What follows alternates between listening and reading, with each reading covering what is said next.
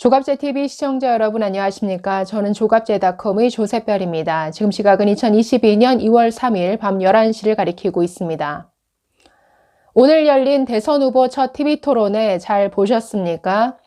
한마디로 윤석열 후보의 압도적인 승리, 이재명 후보의 패배라고 정리할 수 있겠는데 저의 주관적인 평가가 아닙니다. 지금 네이버나 다음과 같은 포털 사이트에 올라오는 기사 댓글들, 그리고 각종 커뮤니티, SNS 게시물을 보면 저와 같은 의견이 비슷하게 쏟아지고 있습니다. 아니, 이재명 후보 그렇게 토론 잘한다고 하면서 토론회 하자고 매달리더니 대체 이게 뭐냐? 막상 뚜껑을 열어보니 윤석열 후보가 훨씬 말을 잘하더라. 윤석열 후보 기대 이상으로 똑똑하고 말을 잘해서 놀랐다. 이런 평가들이 대부분입니다. 자, 오늘 토론회를 몇 가지로 정리해보면 이렇습니다. 자, 첫 번째, 대장동 개발 비리와 관련해서 윤석열 후보가 완전히 이재명 후보를 코너로 몰았습니다. 자, 이재명 후보는 대장동 사업에 대해서 그동안 해오던 답변을 그대로 되풀이했습니다. 첫째, 국민의힘의 방해로 100% 공공개발을 하지 못한 것일 뿐이다. 두 번째는 민간 사업자가 얻은 이익을 내가 뺏어오는, 즉 환수해오는 이런 설계를 내가 했다. 세 번째, 그렇게 얻은 성남시 이익이 5,700억 플러스 알파에 이른다. 이것은 그 어떤 자치단체장도 이루지 못한 나의 업적이다. 이런 자화자찬 설명을 또 되풀이했는데, 자, 이에 대해서 윤석열 후보는 이런 논리를 완전히 깨부수는 아주 날카로운 지적들을 했습니다. 자, 어떤 내용으로 질문을 했고 코너에 몰았는지 잠시 후에 살펴보도록 하겠습니다. 자, 두 번째는 이재명 후보 오늘 쓸데없이 어려운 용어를 써가면서 자기 지식 자랑을 했는데 오히려 윤석열 후보에게 되치기만 당했습니다. 자, 오늘 RE100을 아느냐?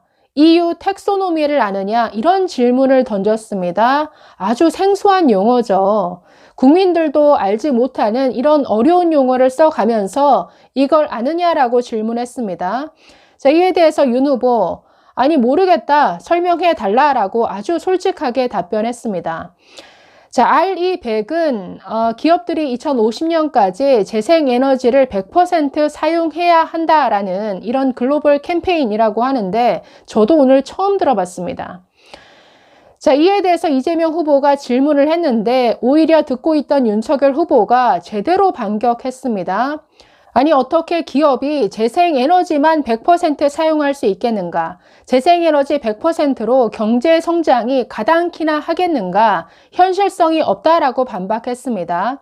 그리고 이재명 후보가 주구장창 수소경제, 신재생에너지를 강조하면서 신재생에너지가 미래산업의 핵심이다라고 강조한 부분에 대해서도 아니, 어떻게 미래산업의 핵심이 될 수 있는가? 신재생에너지가 부분적으로 일부가 될 수는 있을지언정 미래산업이라고 하는 것은 바이오 산업, 빅데이터, 또 AI, 인공지능, 공유경제 이런 것들이 되어야지 어떻게 신재생에너지가 핵심이 될 수 있느냐. 이것은 말이 안 된다라고 아주 잘 반박했습니다. 그래서 이재명 후보가 어려운 용어를 써가면서 지식 자랑을 하려다가 오히려 미천이 드러나는 이런 느낌을 받았습니다.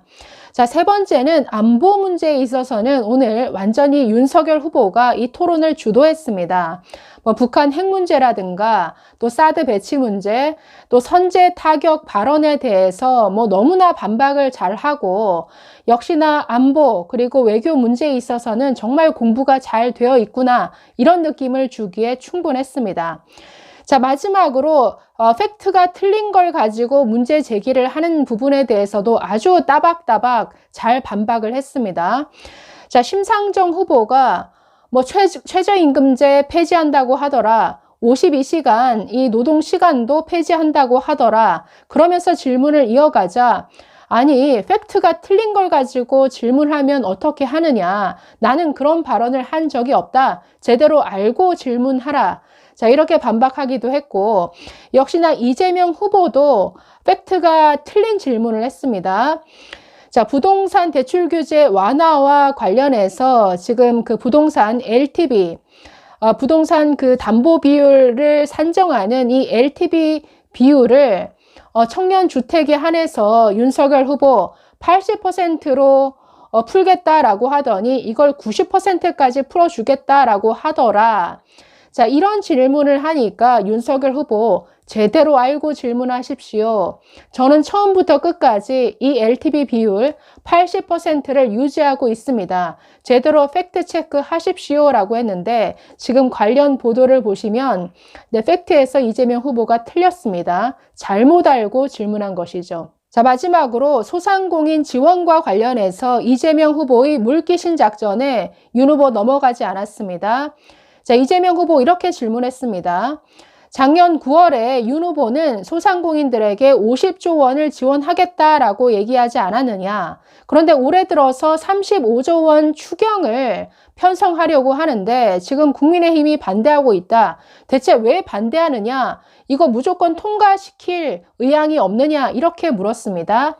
자, 이에 대해서 윤석열 후보 참 기가 막히다는 반응을 보였는데, 아니, 예산을 정하는 데 있어서 그 예산을 어디에 사용할 건지 그 용처와 또 재원 마련을 어떻게 할 것인지 여기에 대해서 구체적인 안을 내놔야 되는 것 아니냐. 아니, 예산을 편성하면서 어디에 어떻게 쓸지 정해놔야 그 재원 마련도 국채 발행을 할지 또는 지출 조정을 할지 정해지는 것이지, 무턱대고 35조 추경 예산안에 무조건 동의해라, 무조건 통과시켜라, 이런 법이 어딨느냐라고 따졌습니다. 그래서 오히려 이재명 후보가 화제를 전환하는 이런 모습을 보였습니다. 그래서 전반적으로 윤석열 후보가 토론을 너무나 압도했다. 오늘은 이렇게 평가할 수 있겠는데요. 자, 앞에서도 말씀드렸지만 오늘 토론회의 하이라이트는 대장동 개발 비리와 관련해서 윤 후보가 이재명 후보를 완전히 코너로 몰아세웠다라는 겁니다. 자, 어떤 공방이 오갔는지 살펴보고 마무리하도록 하겠습니다. 자, 지금 친문 카페에 정리된 내용이 너무 잘 올라와 있는데 제목이 방금 토론에서 윤석열한테 대장동으로 개 털린 이재명, 이런 제목으로 지금 게시물이 올라왔습니다. 자, 둘의 대화 내용이 텍스트로 그대로 정리가 되어 있어서 제가 이걸 보고 설명드리겠습니다. 자, 윤석열 후보 이렇게 질문하는데, 자, 이재명 후보가 국민의힘의 방해로 100% 공공개발을 못했다라고 말한 부분에 대해서 이렇게 반박합니다. 아까 이 후보님께서 성남시장으로 계실 때 대장동 개발 사업 얘기를 하니까 자꾸 국민의힘 얘기를 하시는데, 아니, 국민의힘 의원이 그 대장동 사업을 기획하고 개발 진행한 거 아니지 않습니까? 그러니까 여기에 대해서 입장을 명확하게 말씀을 해 주셨으면 합니다. 자, 그러면서 마치 그 개발 이익을 민간 사업자로부터 환수한 것을 대단한 치적으로 자랑하는 것에 대해서 이렇게 반박합니다. 자, 작년 10월에 이 후보가 얘기한 걸 보면 엄청난 이익이 발생하는 대장동 개발 사업에서 성남시의 몫을 얼마나 확보하느냐, 이게 문제다. 그래서 내가 거기에 맞춰서 다 설계를 했다, 이렇게 말씀하셨습니다. 그럼 시장으로서 당연히 이 개발 사업의 비용과 수익이 얼마나 나는지 정확히 인식을 하셨다라는 이런 말씀이고, 그리고 개발 사업이라고 하는 것은 아파트만 짓는 게 아니라 도로도 만들고 터널도 뚫고 또 공원도 만들고 다 이렇게 합니다. 그래서 그 주거 공간을 활용하기 좋게 만드는 것인데, 이런 걸 만들었다라고 해서 우리가 이익을 환수했다, 이렇게 말하지 않습니다. 그건 다 도시 기반 조성을 위해서 다 하는 것 아닙니까? 그리고 현금이 남았다라고 할 때 그 현금을 어떻게 배당하느냐, 자, 이런 문제가 남는 것이지, 아니, 터널 뚫고 도로 만들고 공원 생겼다고 그걸 다 성남시가 이익을 환수한 것이다? 아니, 그러면 모든 그동안의 개발 사업은 다 이익을 환수한 것 아닙니까? 자, 이렇게 반박했습니다. 그러니까 그 말씀은 상식에 거스르는 이런 말씀이다. 그걸 가지고 치적으로 자랑하지 말아라. 이렇게 아주 제대로 반박을 한 것이죠. 자, 또 이런 질문을 합니다. 자, 3억 5천만 원을 투자한 민간 사업자 몇 명에게 1조 원에 이르는 막대한 이익이 돌아가도록 설계가 되었다. 대체 왜 이렇게 설계를 한 겁니까? 라고 묻습니다. 자, 이렇게 질문합니다. 이재명 후보 본인은 김만배나 유동규가 기소가 됐는데 그 기소된 배임 범죄의 사실은 나하고 관계없이 자기들이 알아서 한 거다. 나는 모른다라고 얘기를 했습니다. 그런데 거기에다가 조 단위 이익이 주어졌습니다. 자, 그런데 나하고 관계없다라고 얘기를 하시면서도 또 한편으로는 내가 이익을 다 따져봐서 설계를 했다라고 합니다. 그러니까 한마디로 이 이재명 후보의 발언이 앞뒤가 안 맞다라는 이런 지적을 한 것이죠. 자, 윤 후보 계속해서 또 한편으로는 이런 얘기도 하십니다. 김만배 일당에게 그렇게 많은 이익을 줄 수밖에 없었던 이유는 이게 굉장히 리스크가 큰 사업이었기 때문에 이게 손해볼 수가 있기 때문에 그런 구조로 설계를 할 수밖에 없었다라고 했는데, 아니 손해를 그분들이 봐봐야 투자금 3억 5천 손해나는 게 이게 다 아닙니까? 그리고 그것 자체가 강남에 연결되어 있는 판교인데, 아니 성남에서 마지막 남은 금사라기 땅인데 무슨 리스크가 있으며, 또 그 변호인들도 선거법 위반 재판에서 이것은 이익이 확실하게 남는 사업이다라고 했는데 무슨 리스크가 많은 사업이라는 겁니까? 즉 허점을 파고드는 질문을 했습니다. 자, 이어서 또 이렇게 질문합니다. 자, 윤 후보, 아니 말은 공공개발이라고 하면서도 분양할 때는 일반 민간개발처럼 분양가 상한제를 적용하지 않아서 아주 비싸게 분양하고, 그리고 땅을 수용할 때는 마음대로 감정평가를 해서 싸게 수용을 했더라. 자, 그런데 제가 묻고 싶은 것은 어떻게 김만배나 남욱 그리고 정영학 같은 사람한테 합쳐서 3억 5천 투자한 사람에게 1조 원 가까운 이익이 돌아가게끔 이런 설계를 했냐라는 겁니다. 이걸 묻는 겁니다. 이게 제일 국민들이 궁금해하는 것이거든요. 아니 그 사람들이 마음대로 시장을 제껴놓고 자기들이 만든 겁니까? 그래서 배임으로 기소가 된 겁니까? 아니면 우리 이재명 후보께서 시장 시절에 이게 사업이 너무 리스크가 많아서 3억 5천밖에 리스크는 없지만 하여튼 남는 거는 다 먹을 수 있게끔 이런 설계를 해준 겁니까? 둘 중에 뭐가 진실이냐? 이걸 묻는 겁니다. 라고 묻습니다.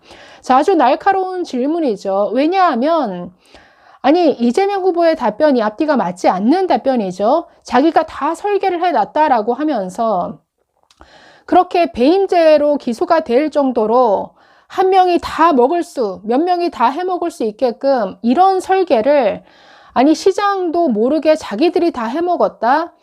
그러니까 이런 답변 자체가 모순이다. 자, 이거를 아주 잘 지적하는 날카로운 질문을 오늘 윤석열 후보가 했습니다. 그래서 자, 이 대장동 개발 비리와 관련해서는 이재명 후보가 아주 쩔쩔매는 모습을 보였고, 초반에 이런 공방이 오갔기 때문에 그 이후에 이재명 후보의 뭔가 토론의 모습은 뭔가 좀 전의를 상실한 듯한, 그래서 오늘의 토론회는 정말 윤석열 후보가 아주 압도적으로 주도해 나간 윤석열 후보가 주인공이 된 이런 토론회였다라고 평가하고 싶습니다.